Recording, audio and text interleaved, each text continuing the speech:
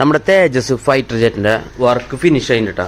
അപ്പോൾ sticker work കഴിച്ചു. അത് സ്റ്റിക്കർ നമ്മൾ അടിച്ചതിൽ കുറച്ച് മിസ്റ്റേക്ക് ഉണ്ട്. കാരണം സ്റ്റിക്കർ കണ്ട തേജസ്സിന് ഇതിൻ്റെ ബാക്ക്ഗ്രൗണ്ട് വൈറ്റ് അതൊക്കെ മാറ്റി ഇനി ബ്ലാക്കിലാണ് അടിക്കണമെങ്കിൽ. പിന്നെ നമുക്ക് എന്താ പറയുക, എല്ലാ വർക്കും കഴിഞ്ഞു. പിന്നെ അടിയിൽ റോക്കറ്റൊക്കെ വെക്കണമെന്നുണ്ട്. പക്ഷെ അതിന് മുമ്പ് നമുക്കിത് ഫ്ലൈ ചെയ്തിട്ട് സക്സസ് ആണെങ്കിൽ മാത്രം നമ്മൾ റോക്കറ്റ് വെക്കുള്ളൂ കേട്ടോ.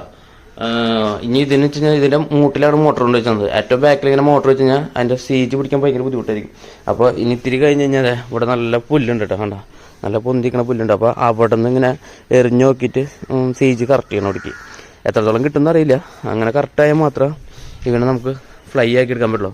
പിന്നെ ടോർക്ക് കാരണം ഫ്യൂസിലേജ് ഭയങ്കരമായിട്ട് തിരിയുണ്ട്. അപ്പോൾ 3-4 കാരണത്താൽ ക്രാഷ് ആവാൻ ചാൻസ് കൂടുതലാണ്. ഏകദേശം ഒരു 90% എൻ്റെ മനസ്സിൽ ക്രാഷ് ആവാൻ ചാൻസ് കൂടുതലാണ്. പക്ഷേ ആ ഒരു 10% നമുക്ക് ബാക്കിയുണ്ടെങ്കിൽ ഇത് മോളിൽ നിന്ന് എന്താ പറയുക നല്ലൊരു വ്യൂ കിട്ടും. ഡെൽറ്റയുടെ വിങ് നമ്മൾ ഷൂട്ട് ചെയ്യുമ്പോൾ ശരിക്കും ഒരു ത്രികോണക്കട്ട പറന്നു പോണ പോലത്തെ ഒരു ഫീൽ കിട്ടും. ഇനിയിപ്പോൾ പറഞ്ഞാലും പറഞ്ഞില്ലെങ്കിലും ഫോളോ ചെയ്യാൻ മറക്കണ്ട കേട്ടോ. Okay, by.